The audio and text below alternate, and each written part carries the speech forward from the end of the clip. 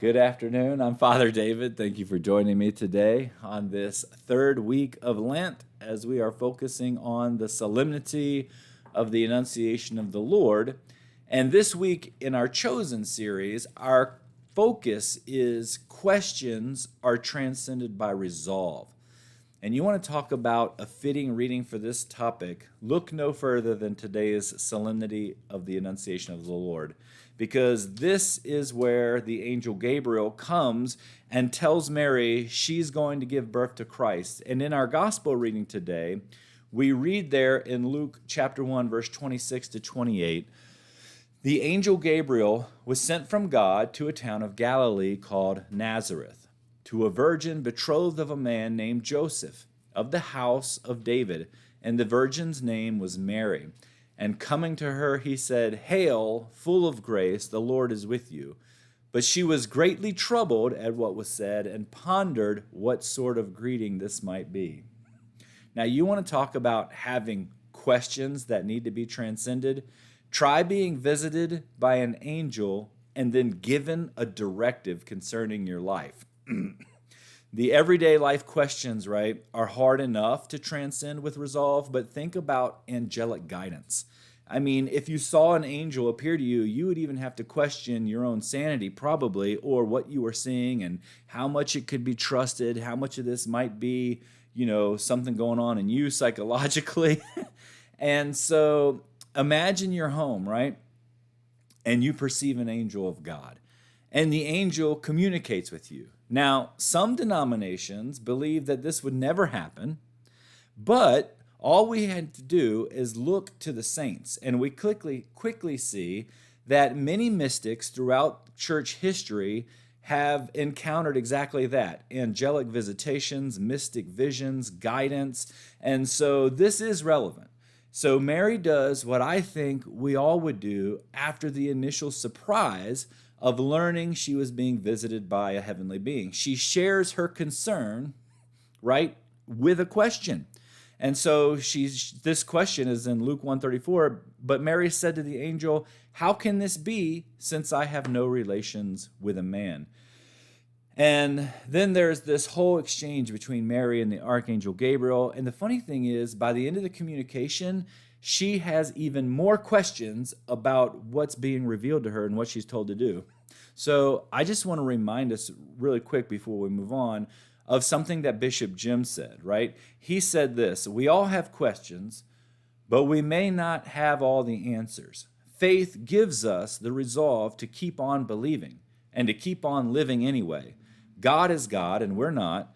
God sees and knows everything and we don't. But even with the limits of our understanding, we can resolve to keep on living anyway."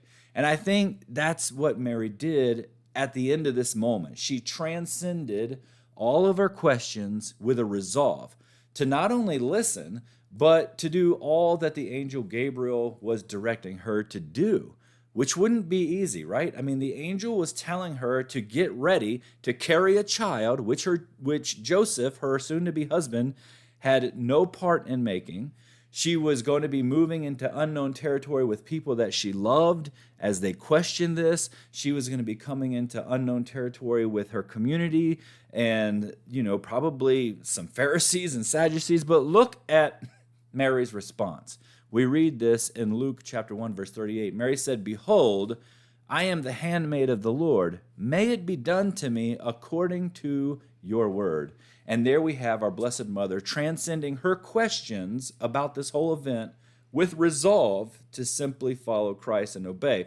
So resolve to align her actions with divine will. That's a big one, regardless of the consequences that it might bring to her personally.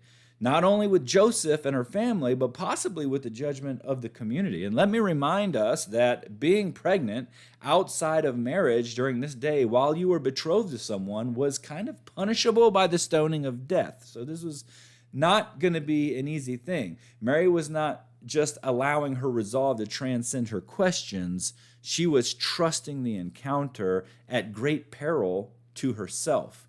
Now, nowadays, if people had a mystic vision or an angelic visit, my guess is they would either blow it off as a dream or they'd go visit a psychologist to see if they were delusional.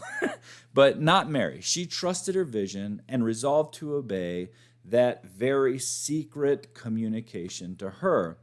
And that alone, I think, is huge, because the pressure of society is so great that the thought of moving forward on the grounds of having been instructed through some vision or by some angel, well, that would probably be one of the hardest things anyone could do.